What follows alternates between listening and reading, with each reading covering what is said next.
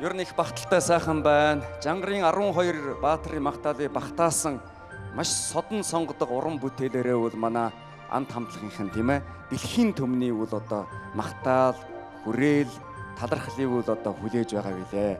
Ингээд одоо энэ сайхан цаг мөчид бас манай дуучин цэцэг маа маань тийм ээ манай хоёртой хамт ингээд хөтлж байгаа. Тэгээд одоо олон үзэгчид бодож байгаа бах. Ер нь одоо их сайхан дуулдаг хүн, ер нь ч бас сайхан ярьдаг юм байна, тийм ээ хөтэлдэг юм байна.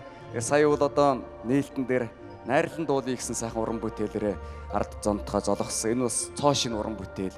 Тэгээд одоо бас тийм ээ бас нэг сайхан бүтээлтэй ирсэн гэсэн. Баяр баясгалын аялгау гэсэн бүтээл баг. Энэ үдэшгд тусгайлан зориулан бичигдсэн манай нутгийн эрүү нарийнч бүсгийн наас өмжидэгчийн шүлэгтэй Баяр баясгалангийн аялгау гэдэг дуугаараа үзэмжин нутгийнхаа ард түмэнд сар шинийн мэнд болгон өргөн дэвшүүлье.